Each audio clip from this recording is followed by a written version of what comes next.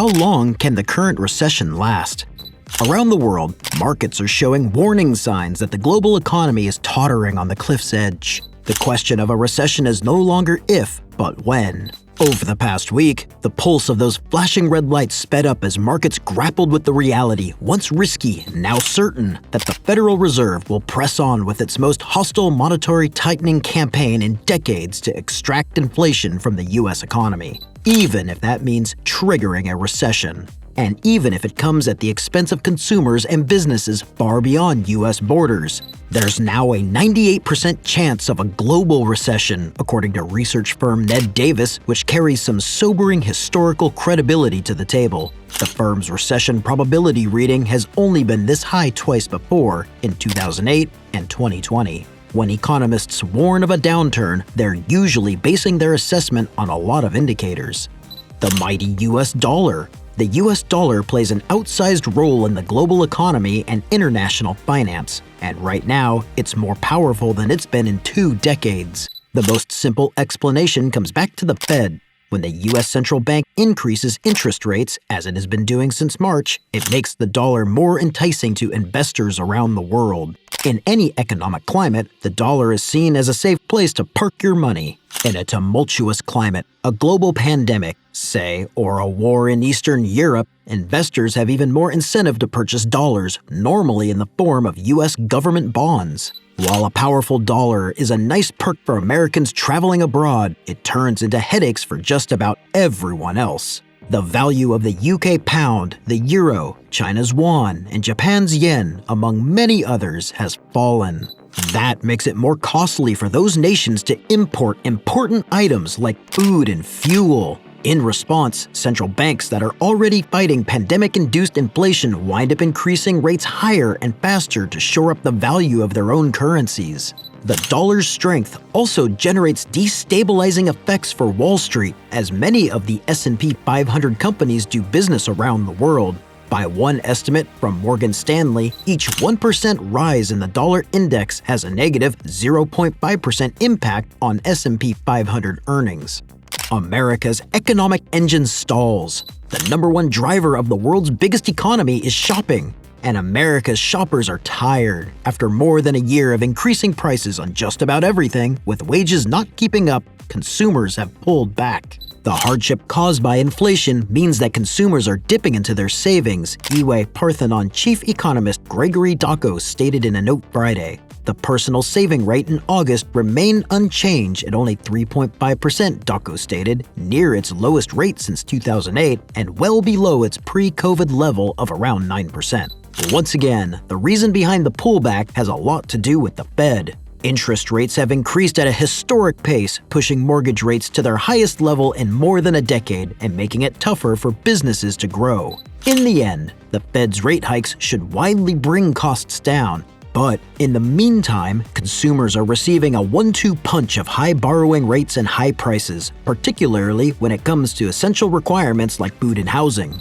Americans opened their wallets during the 2020 lockdowns, which powered the economy out of its brief but severe pandemic recession. Since then, government aid has evaporated and inflation has taken root, increasing prices up at their fastest rate in 40 years and sapping consumers' spending power.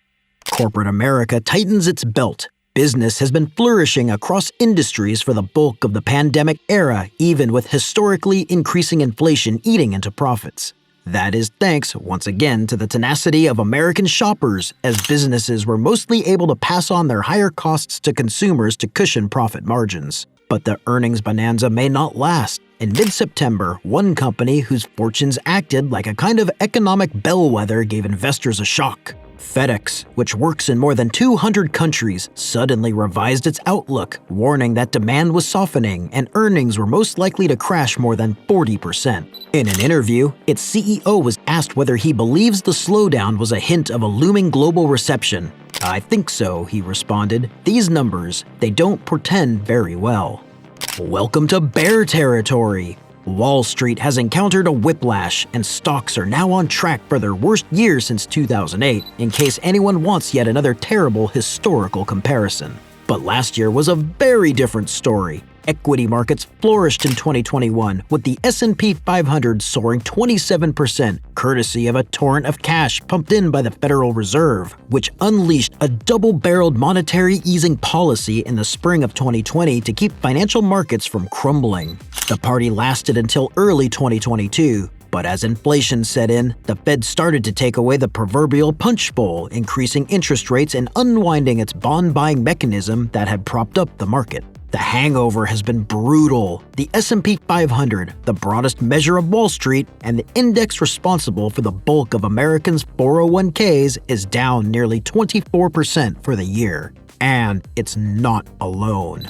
All three major U.S. indexes are in bear markets, down at least 20% from their most recent highs. And an unfortunate twist, bond markets, usually a safe haven for investors when stocks and other assets decrease, are also in a tailspin. War, soaring prices, and radical policies collide. Nowhere is the collision of economic, financial, and political calamities more distressingly seen than in the United Kingdom. Like the rest of the world, the UK has suffered surging prices that are mostly attributable to the colossal shock of COVID-19, followed by the trade disruptions created by Russia's invasion of Ukraine. As the West stopped imports of Russian natural gas, energy prices have rose and supplies have diminished. All those events were bad enough on their own. Then, the freshly installed government of Prime Minister Liz Truss declared a sweeping tax cut plan that economists from both ends of the political spectrum have denounced as unorthodox at best, diabolical at worst. In short, the Truss administration stated it would slash taxes for all Britons to encourage spending and investment and, in theory, soften the blow of a recession. But the tax cuts weren't funded, which indicates the government must take on debt to finance them. That decision set off a panic in financial markets and put Downing Street in a standoff with its independent central bank, the Bank of England. Investors around the world sold off UK bonds in droves, plunging the pound to its lowest level against the dollar in nearly 230 years, as in since 1792 when Congress made the US dollar legal tender. The upshot: while the general opinion is that a global recession is certainly sometime in 2023, it's not possible to predict how critical it will be or how long it will last. Not every recession is as painful as the 2007-9 Great Recession, but every recession is, of course, painful. Some economies, especially the United States, with its strong labor market and resilient consumers, will be capable of withstanding the blow better than others. We are in uncharted waters in the months ahead, wrote economists at the World Economic Forum in a report this week. The immediate outlook for the global economy and for much of the world's population is dark, they continued, adding that the challenges will test the resilience of economies and societies and exact a punishing human toll. But there are some silver linings, they stated. Crises force transformations that can ultimately make standards of living better and make economies stronger. Businesses have to change. This has been the story since the pandemic started, stated Raima Bhatia, an economic advisor for the Gulf International Bank. Businesses can no longer continue on the path that they were on. That's the opportunity, and that's the silver lining.